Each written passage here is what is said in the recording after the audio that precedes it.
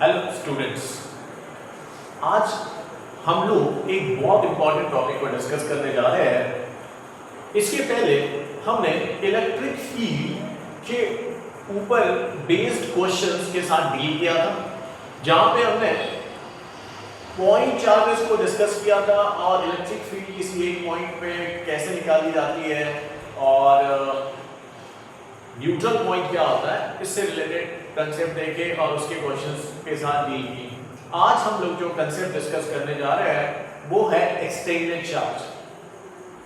अब extended charge का जो कंसेप्ट है, इसमें हम ये मानते हैं कि यहाँ पे हमारा जो चार्ज है वो पॉइंट चार्ज नहीं है।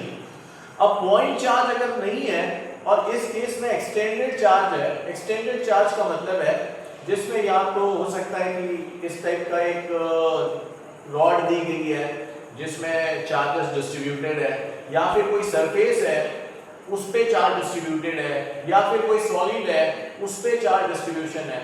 अब इस टाइप के जो एग्जांपल होते हैं इसमें हम लोग कूलम्स लॉ डायरेक्टली अप्लाई नहीं कर सकते।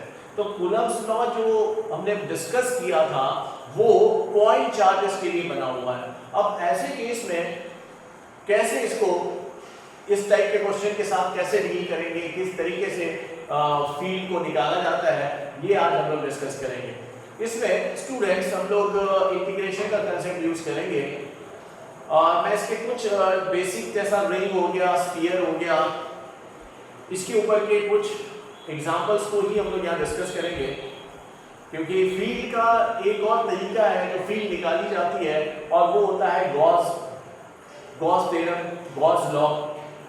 उसके बेसिस पे भी क्वेश्चन के साथ डील किया जाता है, तो हम उसमें तो पढ़ेंगे ही पढ़ेंगे, इसलिए यहाँ पे मैं जो मेन जो है उसको कवर करूँगा। यहाँ इंटीग्रेशन का पार्ट है, because as per our syllabus हमें मैथमेटिकल का जो कैलकुलस पार्ट है उसको कम से कम यहाँ हम लोग यूज़ करने की कोशिश करेंगे, ठीक है। और बाकी का जितना भी रहेगा वो हम लोग गॉस थ्योरम का यूज़ करके भी फील्ड किसी भी पॉइंट पे कैसे निकाली जाती है वो डिस्कस करेंगे।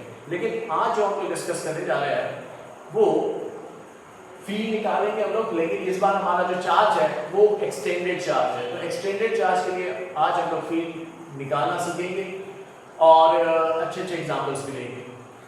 लेकिन वो शुरू करने के पहले field, electric field due to extended charge, वो शुरू करने के पहले जो तीन बहुत कॉमन टर्म यूज होती है यहाँ पे वो थोड़ा सा डील करते हैं। बिकॉज यहाँ पे चार्ज जो है वो पॉइंट चार्ज ना होते हुए डिस्ट्रीब्यूटेड चार्ज है, चार्ज का डिस्ट्रीब्यूशन बताया जा रहा है। जब चार्ज डिस्ट्रीब्यूट है, मतलब किसी ऑब्जेक्ट या बॉडी पे अगर चार्ज डिस्ट्रीब्यूटेड है, तो यहाँ पे कि किस तरीके से चार्ज डिस्ट्रीब्यूटेड है उस बॉडी पे, ये बताने के लिए हम कुछ टर्म्स को कोड करते हैं। और ऐसी कुछ टर्म्स जो है जो यहाँ कॉमनली यूज होती है वो कुछ ऐसे हैं।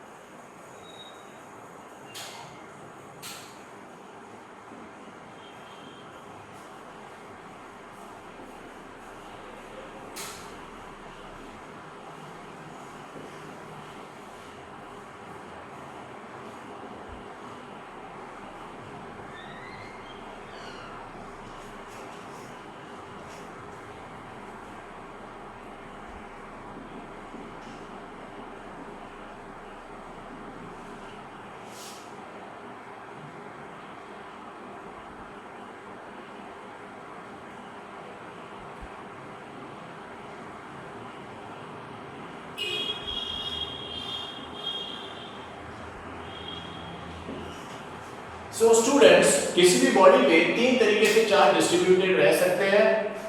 Charge distribution, linear charge distribution, surface charge distribution और वॉल्यूम चार्ज डिस्ट्रीब्यूशन। लीनियर का मतलब होता है चार्ज का जो डिस्ट्रीब्यूशन है किसी भी बॉडी पे ऑल अलोंग द लेंथ पे देखने को मिल रहा है कि बॉडी का जो लेंथ है उस पे चार्ज डिस्ट्रीब्यूटेड है, उसके अलोंग चार्ज डिस्ट्रीब्यूटेड है, उसे लीनियर चार्ज डिस्ट्रीब्यूशन की बात की जाएगी।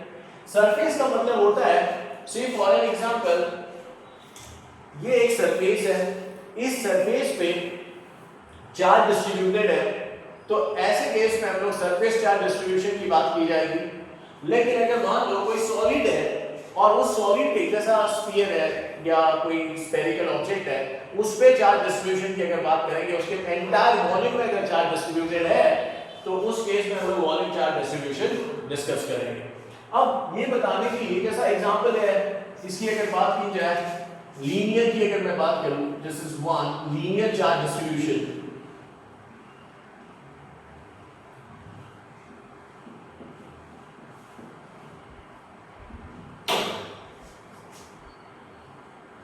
जिसमें चार्जेस जो है वो all along the length of the body distributed होते हैं।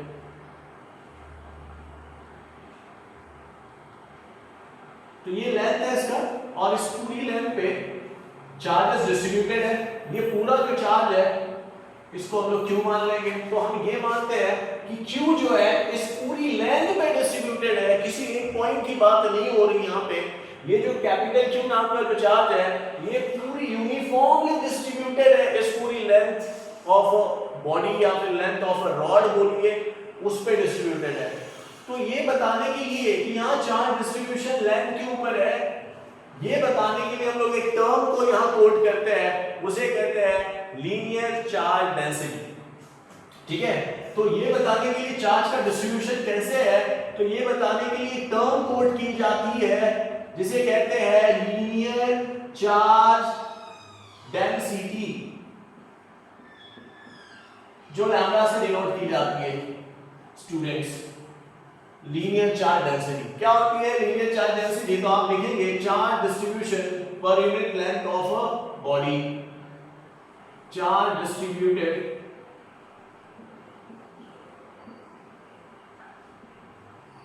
Per unit length, charge distributed per unit length is called linear charge density. तो लीनियर चार्ज डेंसिटी इस सिंबल से डिनोट किया जाता है लैम्डा से, और वो होता क्या है? लैम्डा होता है चार्ज जो कि टोटल एंटायर चार्ज जो पूरे लेंथ पे डिस्ट्रीब्यूटेड है, वो चार्ज उसको उसकी लेंथ से डिवाइड कर लीजिए, तो ये बन गया लीनियर चार्ज डेंसिटी। अच्छा, इसका यूनिट सुन लीजिए स्टूडेंट, यूनिट होता है coulomb per metre. So coulomb per metre is the unit. So इसका यूनिट है कूलम पर मीटर, और ये टर्म को ध्यान रखिए, ये काफी यूज होगी आगे।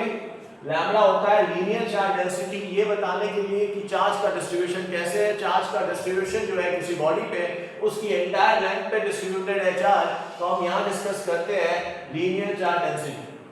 क्लियर?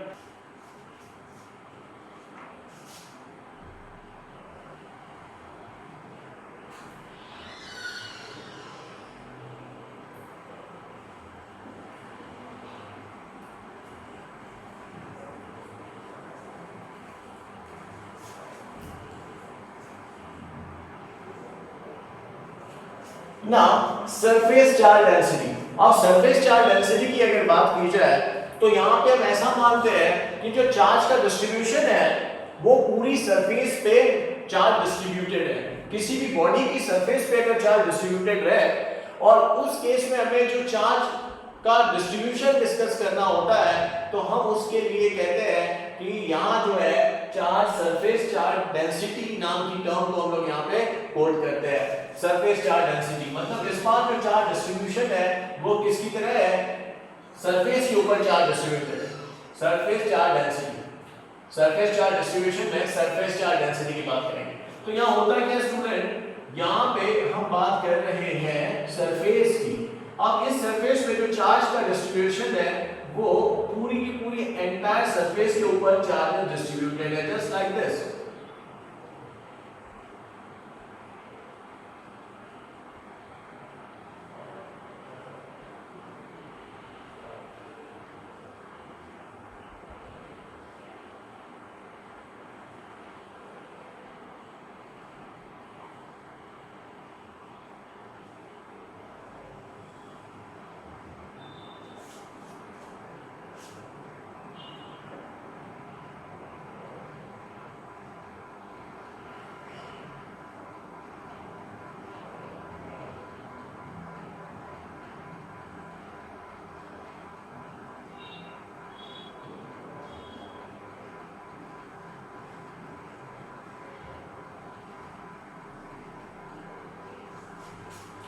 नाउ स्टूडेंट यहां पे इस केस में सरफेस चार्ज डेंसिटी या फिर आप बोल सकते हो सरफेस चार्ज डिस्ट्रीब्यूशन की अगर मैं बात करूं तो उस केस में चार्ज का जो डिस्ट्रीब्यूशन होता है वो बॉडी की सरफेस पे होता है, ठीक है।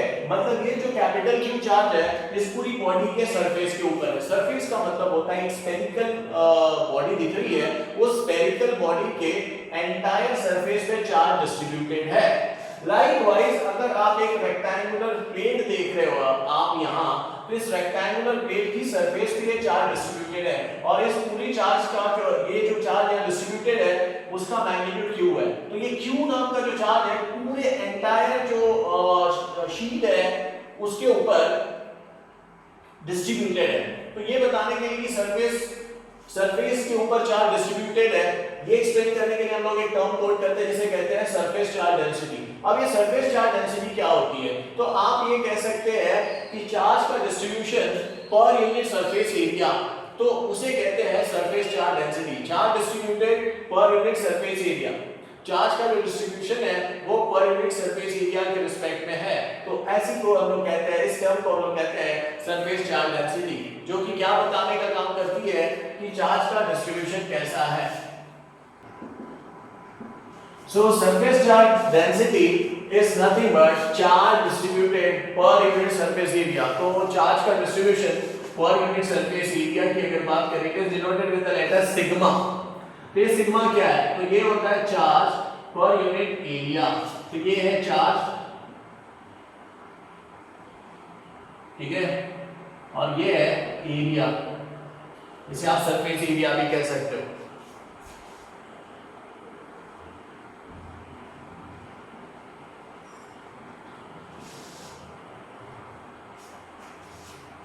ओके, सरफेस चार्ज डेंसिटी को एक्सप्रेस करते हैं, इट इज एक्सप्रेस्ड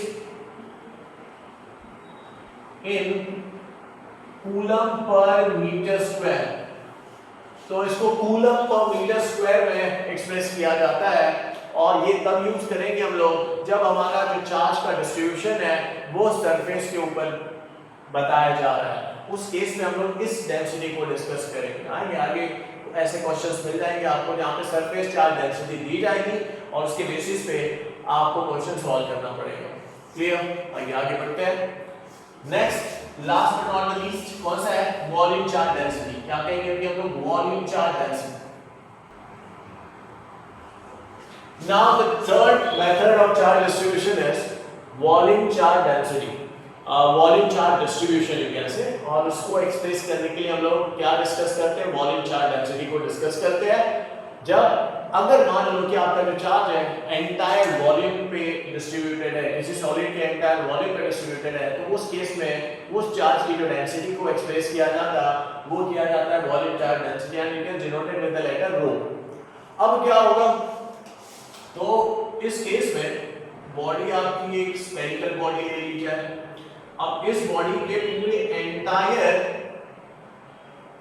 वॉल्यूम पे चार्ज डिस्ट्रीब्यूटेड होते हैं।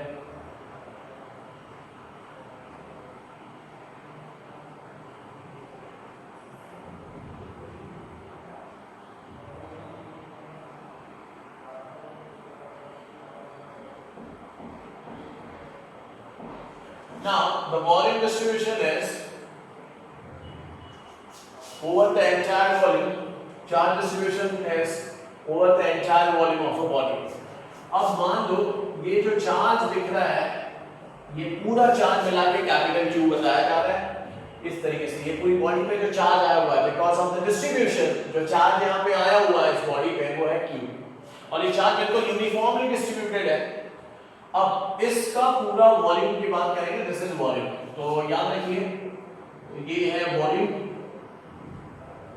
और ये है चार्ज। ना अब हम लोग अगर बात करें वॉल्यूम चार्ज डेंसिटी की तो हम लिखेंगे चार्ज डिस्ट्रीब्यूटेड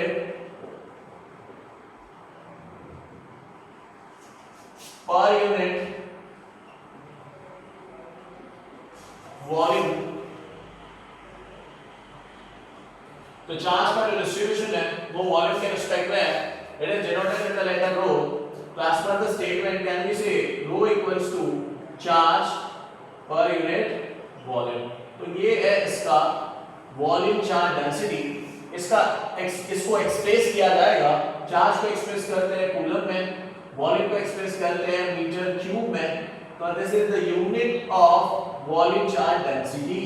तो ये गाइस तीन टाइप के चार्ज डिस्ट्रीब्यूशन होते हैं, क्योंकि इस केस में जब भी हम लोग बात करते हैं आपका यहाँ पे पॉइंट चार्ज नहीं है, बॉडी एक्सटेंडेड है, ठीक है, बॉडी के पास फुल डायमेंशन है और अकॉर्डिंगली चार्ज जो है उस बॉडी के ऊपर डिस्ट्रीब्यूटेड है और उसका जो वैल्यू है वो कैपिटल क्यू है। और ये चार्ज कोई पॉइंट चार्ज नहीं है, ये पूरी उस बॉडी में फैला हुआ है। तो ऐसे केस में हम लोग जो डील करते हैं वो है एक्सटेंडेड चार्ज की बात करेंगे हम लोग। अब उसको समझने के लिए हमें कुछ टर्म्स के साथ रिलेट करना पड़ेगा, कुछ टर्म्स को समझना पड़ेगा। तो हमने अभी यहाँ पे तीन टर्म समझी है जो एक्सप्लेन करती है चार्ज डिस्ट्रीब्यूशन को, जिसमें से पहली थी लीनियर चार्ज डेंसिटी जो लीनियर चार्ज डिस्ट्रीब्यूशन को एक्सप्लेन करती है, सरफेस चार्ज डेंसिटी जो term surface wise charge distribution को एक्सप्लेन करती है, और तीसरा अभी देखा है वॉल्यूम चार्ज डेंसिटी जो वॉल्यूम वाइज चार्ज का डिस्ट्रीब्यूशन एक्सप्लेन करती है। अब हम लोग जो बात करेंगे वो है electric field due to extended charge, जिसमें सबसे पहले मैं लूंगा रिंग। अब सबसे पहले जो हम लोग एग्जांपल देखने वाले हैं वो है electric field at a point on the axis of uniformly charge ring. तो अभी हमारा जो चार्ज एक्सटेंडेड चार्ज का जो सबसे पहला एग्जांपल हम लोग ले रहे हैं वो है एक रिंग, और रिंग के एक्सिस पे, और रिंग कैसी हमारी चार्ज रिंग है, यूनिफॉर्मली चार्ज है रिंग है, और उसके एक्सिस पे हमें क्या निकालना है स्टूडेंट, उसके एक्सिस पे हमें निकालना है किसी भी एक पॉइंट पे हमें निकालनी है इलेक्ट्रिक फील्ड। तो मान लो इस पूरी रिंग पे चार्ज है कैपिटल क्यू, ये चार्ज हम लोग ऐसे मान लेते हैं पॉजिटिव चार्ज लिया है हमने, और इस रिंग का जो रेडियस है वो हम लोग r मान लेंगे, and there is a centre, और इस सेंटर से ये है एक्सिस ऑफ द रिंग, और ये इसका रेडियस मान लीजिए यहां से यहां तक रिंग का रेडियस है, हम लोग कैपिटल R से डिनोट कर रहे हैं।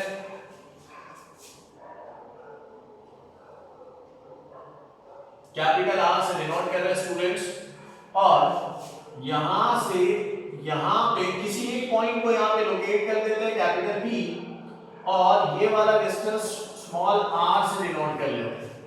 तो इस एक्सिस पे हमने एक पॉइंट लिया हुआ है and this point is P, और इस पॉइंट पे हमें निकालना है, इस पॉइंट पे हमें निकालना है student electric field due to this charge ring.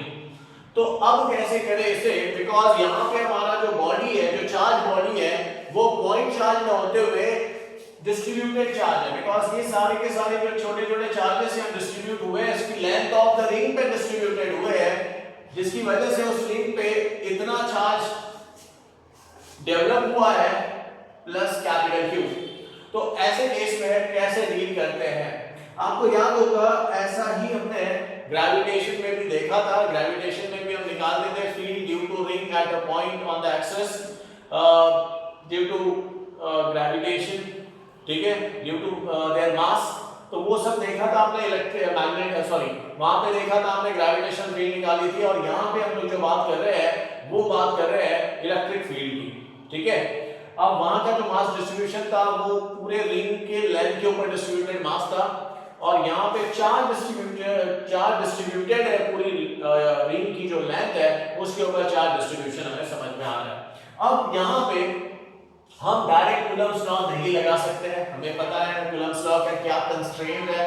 Coulomb's law point charges के लिए बनाया गया है, बट ये पॉइंट चार्ज नहीं है। तो अब क्या करेंगे, तो हमें पता, हम क्या करते हैं स्टूडेंट, हमें पता है कि यहाँ जो चार्ज डिस्ट्रीब्यूशन है वो चार्ज डिस्ट्रीब्यूशन पूरी लेंथ के ऊपर है।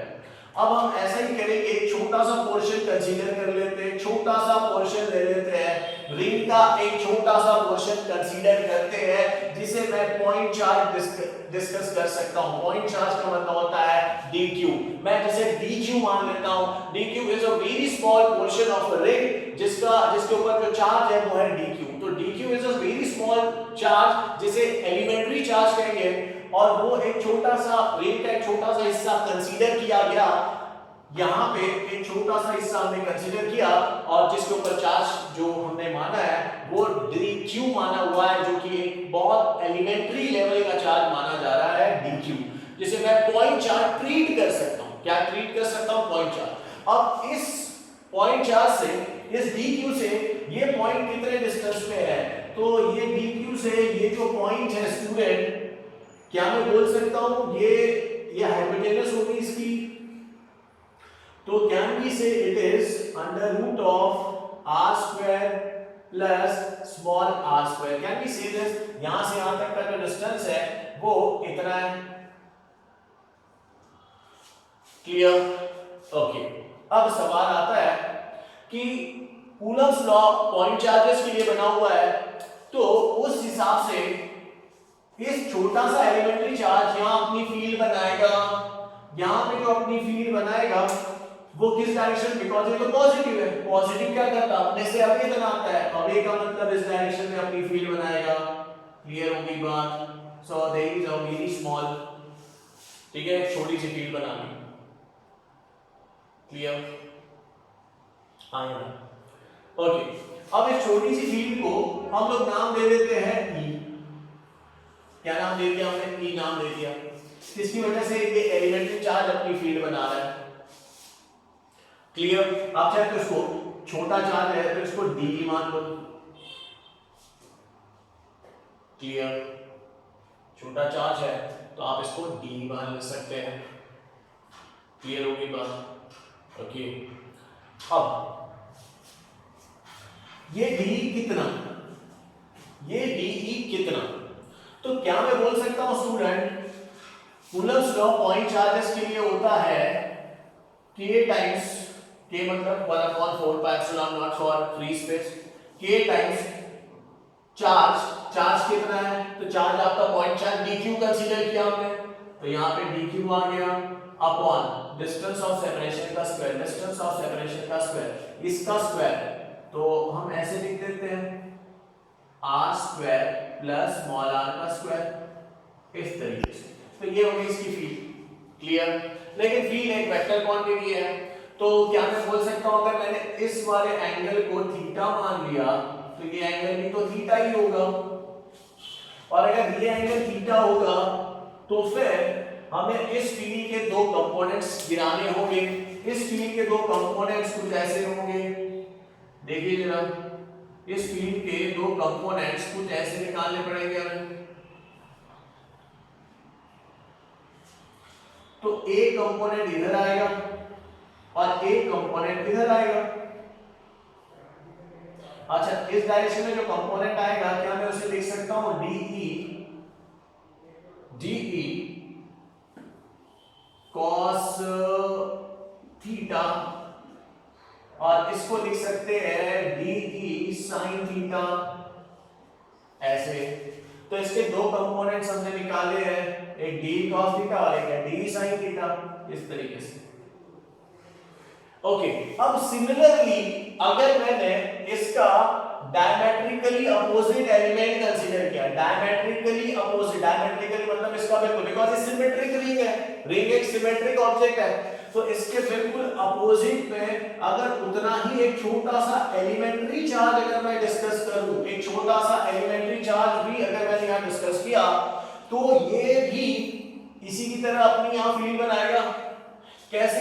तो यहां पे ये चीज इस साइड में, बिकॉज़ ये वाला जो डिस्टेंस होगा इसका, ये वाला डिस्टेंस भी r square plus r square के बराबर होगा यहां से यहां तक, और ये अपनी फील्ड जो है ये इधर बनाएगा।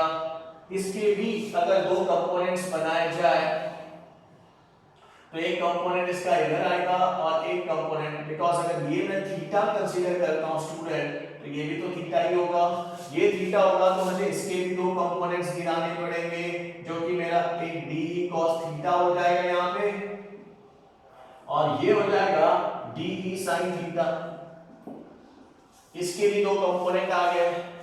क्लियर? अच्छा, अब क्या होगा वो सुन लीजिए। तो ये इस साइड आ गया, ठीक है, और ये है, अब यहां जो समझने वाली बात ये है कि इसका ये वाले नीचे वाले एलिमेंट्री चार्ज का कॉस कंपोनेंट इधर की ओर आ रहा है एक्सिस के अलोंग आउटवर्ड, और इसका डी साइन कंपोनेंट जो है साइन कंपोनेंट ऊपर आ रहा है। वैसे ही अगर ऊपर वाली की बात करें तो नीचे साइन कंपोनेंट आ रहा है और कॉस कंपोनेंट इधर आ रहा है। तो इस हिसाब से अगर देखा जाए तो क्या मैं कह सकता हूं इनके साइन कंपोनेंट्स कैंसिल हो जाएंगे और जो भी आएगा नेट इलेक्ट्रिक फील्ड वो किसकी वजह से आएगी, कॉस कंपोनेंट की वजह से आएगी। क्यों? क्योंकि कॉस कंपोनेंट सभी चार्जेस सभी एलिमेंट्री पार्ट, अगर मैंने ऐसे छोटे-छोटे एलिमेंट्री पार्ट्स किए इसके dq dq dq dq dq, तो इन सब का कॉस कंपोनेंट एक्सिस के अराउंड आएगा, आउटवर्ड आएगा। एम आई राइट? तो हम अब क्या करेंगे कि यहां पे हम लिखेंगे कि नेट फील्ड किसकी बात कर रहे हैं, नेट फील्ड की बात कर रहे हैं। किसकी बात कर रहे हैं? नेट फील्ड की बात कर रहे हैं at P. So net field at P अगर बोला जाए at point P is given by, तो स्टूडेंट क्या मैं बोल सकता हूं कि ये कॉस कंपोनेंट को जोड़ते चले जाएंगे, इंटीग्रेशन कर लेंगे, बिकॉज ऐसे ढेर सारे चार्जेस एलिमेंट्री चार्जेस अपनी अपनी फील्ड बनाते जाएंगे इस पॉइंट पे, उनका साइन कंपोनेंट उनके डायमेट्रिकली अपोजिट साइन कंपोनेंट को कैंसिल कर देगा, लेकिन उन सभी के कॉस कंपोनेंट एक ही डायरेक्शन में लगेंगे। तो हमें क्या करना पड़ेगा, सारे कॉस कंपोनेंट को इंटीग्रेट कर देंगे, जोड़ देंगे। अब जोड़ने वाला क्या होता है, कंसेप्ट मैथमेटिक्स की अगर बात की जाए, कैलकुलस की बात की जाए, तो जोड़ने वाली जो चीज होती है उसे कहते हैं इंटीग्रेशन। तो यहाँ पे हम इंटीग्रेशन कर देंगे। तो क्या मैं बोलूं, यहाँ जो नेट फील्ड होगी वो हो जाएगी integration of d E cos theta. Can we say d E cos theta, can we say d E cos theta. So d E cos theta जो है वो हमने यहां इस कंपोनेंट को इंटीग्रेट किया तो हमें मिल जाएगा ई। क्या मिल जाएगा हमें? ई मिल जाएगा। अच्छा डी कितना है, तो आइए जरा देख लेते हैं डी कितना है स्टूडेंट्स। तो डी आपने लिखा हुआ है, डी है K D Q upon under root of R square plus small R square इसका whole square into cos of theta. Okay, into cos of theta. अच्छा आपको dq पता है क्या? यहाँ पे ये पता नहीं है, dq क्या है पता नहीं है आपको, तो कैपिटल Q पता है। तो फिर क्या करेंगे हम? तो स्टूडेंट हमने अभी थोड़ी देर पहले चार्ज डिस्ट्रीब्यूशन को डिस्कस किया था। हमने तीन टाइप के चार्ज डिस्ट्रीब्यूशन को डिस्कस किया था। हमने तीन टाइप की चार्ज डेंसिटी को डिस्कस किया था, जिसमें लेंथ वाइज, एरिया वाइज और आपका वॉल्यूम वाइज डिस्ट्रीब्यूशन। तो अब आप यहां थोड़ा सा चेक कीजिए, जब आप इसकी बात करें, किसकी बात कर रहे हैं, इसकी बात अगर करी जाए dq की, तो ये जो dq है ये छोटी सी लेंथ की अगर मैं बात करूं, ये छोटी सी लेंथ पे डिस्ट्रीब्यूटेड है। कैपिटल Q किस पे डिस्ट्रीब्यूटेड है, तो आपका आंसर होगा कैपिटल Q जो डिस्ट्रीब्यूटेड है वो पूरी लेंथ पे डिस्ट्रीब्यूटेड है। कैपिटल Q पूरी लेंथ पे डिस्ट्रीब्यूटेड है। स्मॉल q dq जो है इस छोटा सा जो एलिमेंट्री पोर्शन जो आपने कंसीडर किया है उसके ऊपर डिस्ट्रीब्यूटेड है। क्लियर? अब एक चीज थोड़ा सा यहां ध्यान दीजिए, e को अगर हम लोग लिखिए तो यहां पे पहले कांस्टेंट जो चीज है उसको बाहर निकाल लीजिए इंटीग्रेशन की। अच्छा ये बताइए, under root of R square plus small R square इसका होल स्क्वायर, तो ये रूट हट जाएगा इसका और ये हो जाएगा R square plus small R square, ये हो गया। अच्छा अब यहां जो है dq वेरिएबल मान लेते हैं। cos थीटा को एक्सप्रेस किया जा सकता है, cos थीटा क्या हो सकता है इसमें, तो क्या मैं कहूं cos थीटा जो होगा, कोई भी एक राइट एंगल ट्रायंगल कंसीडर करो, या तो नीचे वाला या तो ऊपर वाला कंसीडर कीजिए आप। तो हम मान लेते हैं, यहां देखिए इस टाइप का राइट एंगल ट्रायंगल कंसीडर कीजिए, ये पॉइंट है आपका, ये ओरिजिन है, यहां आपने इसको a मान लो, a मान लो इसको, ये कैपिटल आर है, ये स्मॉल आर है, और इसे आपने थीटा बोल रखा है, और ये आपने निकाला है कैपिटल आर का स्क्वायर और स्मॉल आर का स्क्वायर रूट के साथ, ऐसे। अच्छा, हमने cos थीटा की बात की, किसकी बात की? cos of theta. तो क्या मैं इस राइट एंगल ट्रायंगल से from triangle cos of theta is equal to cos theta क्या होता है? Adjacent side upon hypotenuse, adjacent side upon hypotenuse. तो एडजेसेंट साइड अपॉन हाइपोटेनस की अगर बात की जाए तो क्या मैं इसे ऐसे लिख सकता हूं students? Can we write like this, right? तो ये वाली वैल्यू यहां सब्स्टिट्यूट कर देते हैं।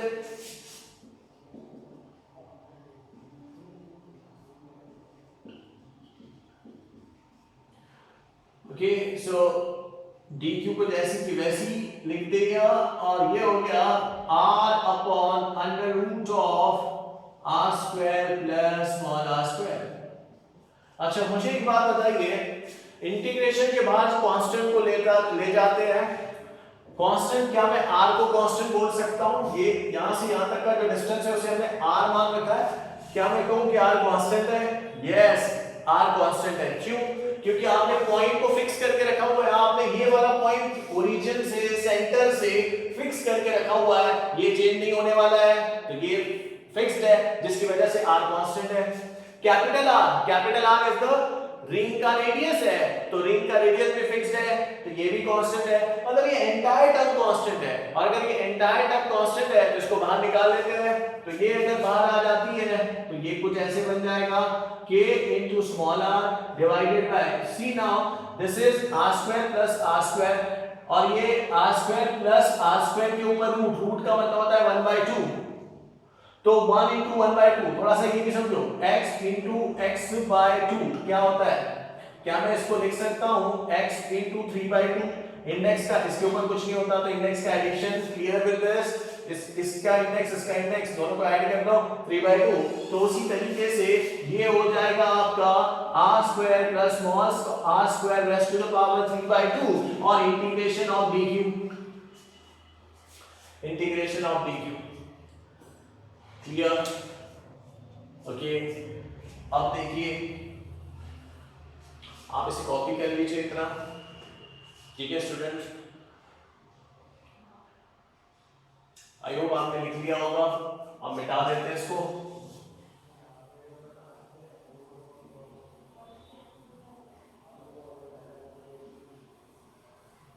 ओके, सो अब जो बात कर रहे हैं हम लोग, देखिए E as it is k r divided by r square plus small r square raised to the power 3/2। अब मुझे एक बात बताइए, dq, इस dq, ये छोटे छोटे dq को आप जोड़ते चले गए, पूरी रिंग को कंप्लीट कर लिया, रिंग पे जितने भी dq है सबको जोड़ दिया, तो क्या मिलेगा? पूरी रिंग पे जितना dq है, छोटे छोटे charge dq dq dq dq, और पूरा के पूरा रिंग को कवर कर दिया, तो कितना मिलेगा? Capital Q। तो integration of dq is nothing but capital Q। तो ये आपका फील्ड निकल आती है, जिसे आप कहेंगे k q r upon r square plus small r square raised to the power 3/2। This is the field at a point on the axis of a uniformly charged ring। तो ये है एक्सप्रेशन इलेक्ट्रिक फील्ड का किसी भी point पे ring के axis पे। So this is a very important relation, ये हमें आगे याद रखना है, क्वेश्चन डील करने के लिए ये फॉर्मूला आप ध्यान में रखिए। इसको स्टूडेंट्स आप जनरली कंपेयर कीजिए हमारे ग्रेविटेशन में जो field at the point on the axis of a ring जो था, जिसका मास जो डिस्ट्रीब्यूटेड था पूरी रिंग की लेंथ पे डिस्ट्रीब्यूटेड था, उसके लिए जो डेरिवेशन किया था हमने, आपको याद होगा, उस केस में आता था यहाँ k की जगह g आया करता था, यहाँ m आया करता था, यहाँ पे हमने x लिया था क्योंकि ये वाला डिस्टेंस हमने x मान लिया था, यहाँ पे r मान लिया इसलिए r है, नीचे एज इट इज आता था r square plus x square raise to the power 3/2। Compare करके देखिए, आपको याद रहेगा, इसके ऊपर के क्वेश्चंस हम लोग डील कर सकते हैं। आप इसे कॉपी कीजिए, फिर मैं इसे मिटा देता हूँ, फिर इसके और भी कॉन्सिक्वेंसेस देखते हैं। Now this is an expression for electric field at a point on the axis of a uniformly charged ring where k is 1/4 pi epsilon naught। याद रखिए, ठीक है? अब हम बात करते हैं, इस केस में ऐसा हो सकता है स्टूडेंट, इफ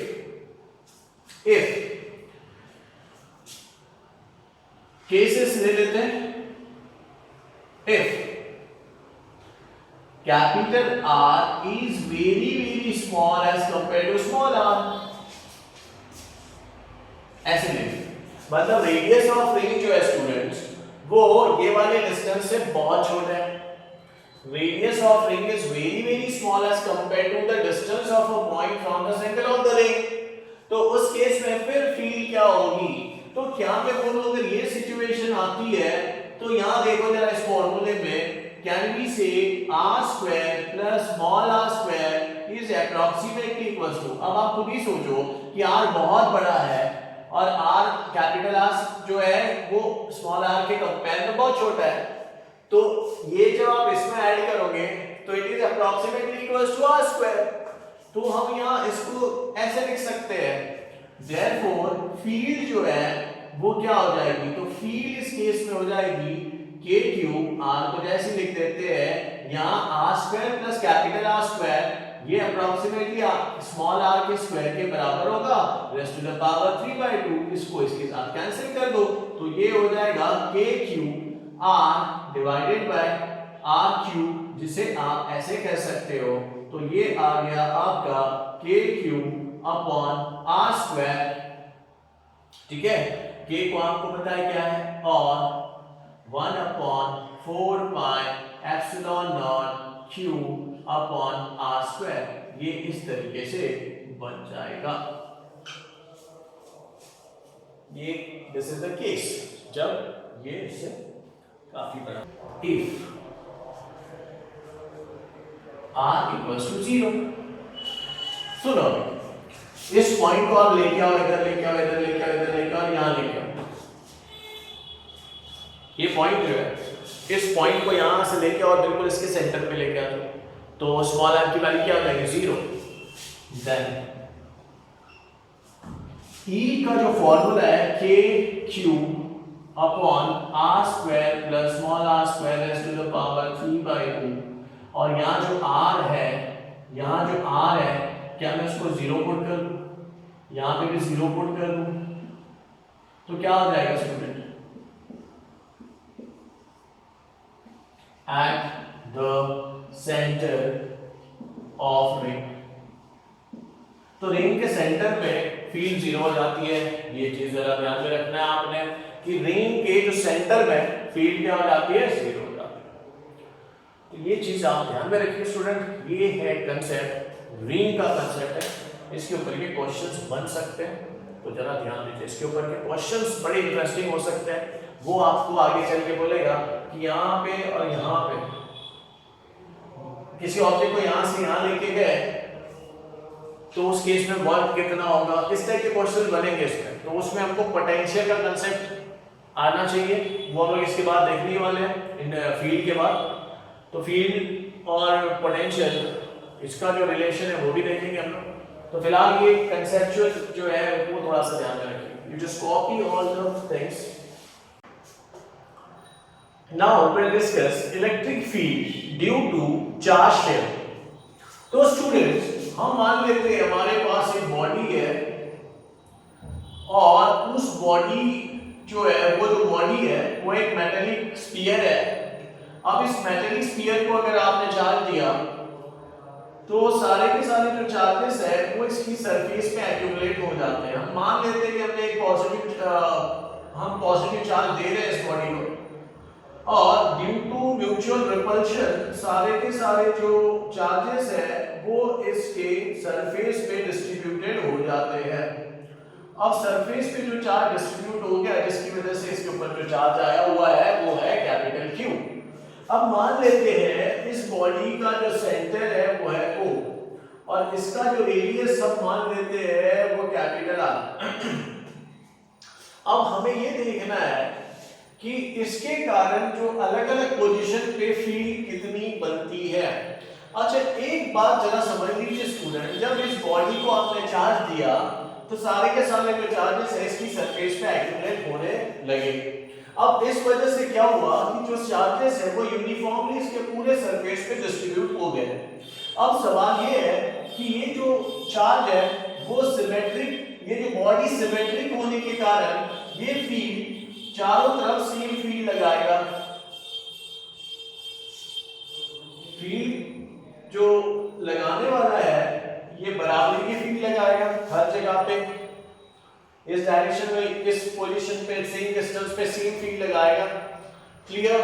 अब क्या होगा कि अगर कोई पॉइंट लिया जाए, जैसे एक पॉइंट मैंने आउटर पॉइंट ले लिया जाए और इस आउटर पॉइंट को यहां से r डिस्टेंस पे अगर मान लिया जाए कि r डिस्टेंस पे फील्ड कितनी लगाएगा ये शेल, तो इस पॉइंट पे जो फील्ड समझ में आएगी वो लगेगा कि ये सिमेट्रिक होने के कारण इसको मैं as a point charge treat कर सकता हूं। इस पॉइंट पे हमें लगेगा कि जो फील्ड है वो कहीं ना कहीं से यहां सेंटर से ओरिजिनेट हो रही है, आ रही है, जो फील्ड जो लग रही है वो इस पॉइंट से लग रही है। तो इस पर्टिकुलर केस में हम इस शेल को as a point charge treat कर सकते हैं और इस केस में हम लोग कूलम्ब्स लॉ डायरेक्टली अप्लाई कर सकते हैं। तो आइए जरा देख लेते हैं कि इस केस में फॉर आउटर पॉइंट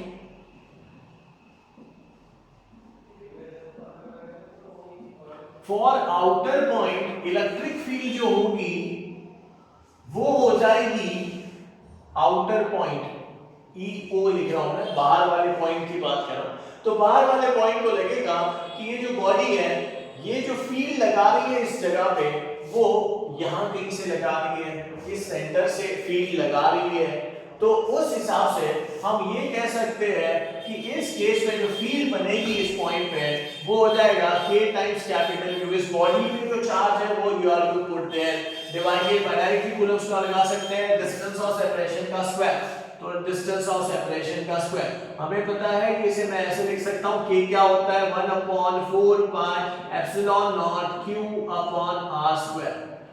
तो ये है भाई field at any point outside the charge shell. ठीक है, अब बात करते हैं एट द सरफेस। अब यहां का एक पॉइंट ले लेते हैं, इस पॉइंट की अगर बात करें, ये आउटर पॉइंट था, अब ये वाला जो पॉइंट है ये सरफेस वाला पॉइंट है। अब सरफेस वाले पॉइंट पे अगर फील्ड लग रही है तो ऐसा फील होगा कि ये जो चार्ज जो है यूनिफॉर्मली डिस्ट्रीब्यूटेड होने के कारण यहां पे जो फील्ड लगेगी वो ऐसा लगेगा कि ये शेल जो है वो सेंटर से अपनी फील्ड लगा रहा है। तो उस केस में हम ये कह सकते हैं एट द सरफेस। अब सरफेस वाले पॉइंट की अगर बात करें तो हमें लगेगा कि यहां जो फील्ड लग रही है, ये जो शेल लगा रहा है फील्ड वो यहां किसी पॉइंट से अपनी ओर खींच रहा है, सॉरी अपनी ओर नहीं खींचेगा बिकॉज़ पॉजिटिव चार्ज है, तो अपने से अवे लगाएगा, आउटवर्ड फील्ड लगाएगा। अगर यहां का पॉइंट लिया जाए तो यहां फील्ड जो लगेगी because of the positive charge वो आउटवर्ड लगेगी, लेकिन वो फील्ड क्या होगा कि वो जो फील्ड लग रही है उसका ओरिजिन कहां है, तो ऐसा लगेगा कि वो फील्ड इस पॉइंट से लग रही है।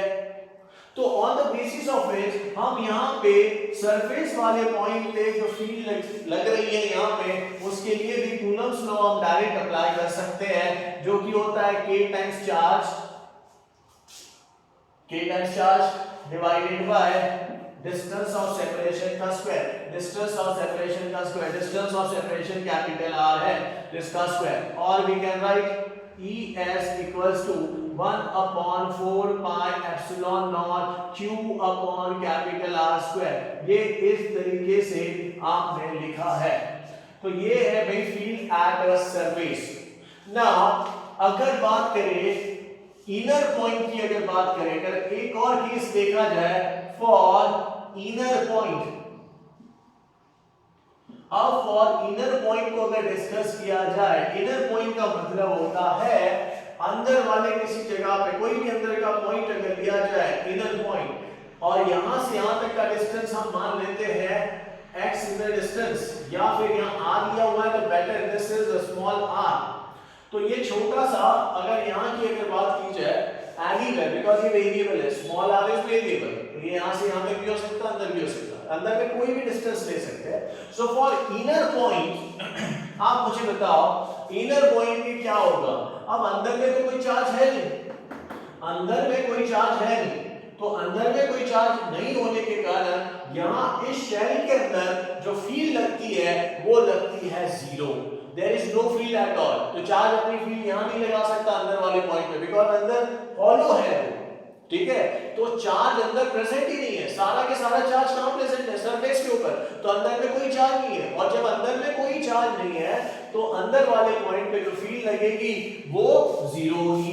तो इस केस में फील्ड एट इनर पॉइंट क्या होगी स्टूडेंट, तो यहाँ पे जीरो होगी, because there is no point at all, वहां कोई भी पॉइंट नहीं है। और इस वजह से हमने ऐसा माना है कि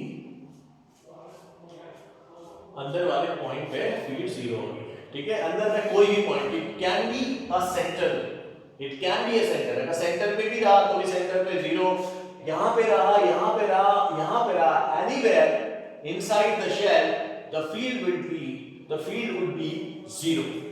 अच्छा, अब इसकी अगर बात की जाए तो यहां से हमें एक चीज समझ में आती है, एक ग्राफ को हम लोग डिस्कस करेंगे, फील्ड से रिलेटेड ग्राफ है, फील्ड और डिस्टेंस के बीच की बात की जा रही है। तो यहां पे जब बात की जाएगी तो देखो क्या होगा। अच्छा, हम मान लेते हैं ये ओरिजिन है, यहां पे r की वैल्यू कैपिटल R के बराबर लेते हैं। जब r कैपिटल R के बराबर होता है तो पॉइंट होता है सरफेस वाला पॉइंट, सरफेस वाले पॉइंट पे फील्ड इतनी लगती है, तो मान लो इसका मैग्नीट्यूड ले लिया हमने इतना, ये थोड़ा सा ध्यान दो, ये है ES कितना है आप सभी को पता होना चाहिए। यहाँ पे हम लिखेंगे ES कितना है भाई, ES is equal to K times Q upon R square, ऐसा लिख दिया। अब जरा सुनो, for small r less than capital R, मतलब यहां से यहां can we say R is less than capital R, यहां से यहां तक का डिस्टेंस जो है वो R is less than capital R। R अगर कैपिटल R से छोटा है मतलब पॉइंट इनर पॉइंट कहलाएगा, अंदर वाली पॉइंट कहलाएगी। अंदर वाली पॉइंट के लिए हमें पता है कि फील्ड होती है शेल के केस में जीरो, तो अंदर वाले किसी भी पॉइंट पे field would be zero.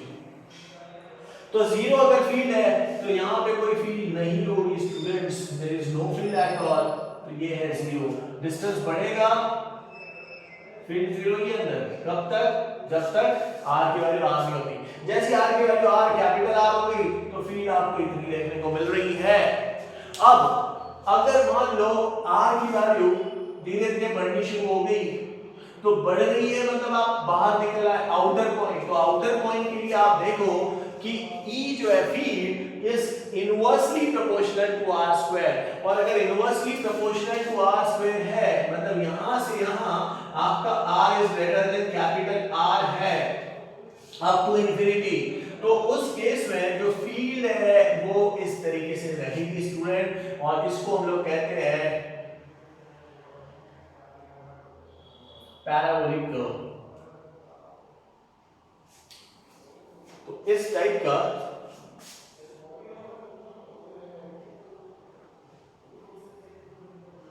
Parabolic बोलिए, एक्सपोनेंशियल कर्व कहिए, एक्सपोनेंशियल जीरो होगी। तो आप लिख सकते हो इस केस में ग्राफ जो है वो inversely proportional to R square होता है। तो this is the graph for electric field for uniformly charge shell. आप इसे कॉपी कर लो, इंपॉर्टेंट कंसेप्ट।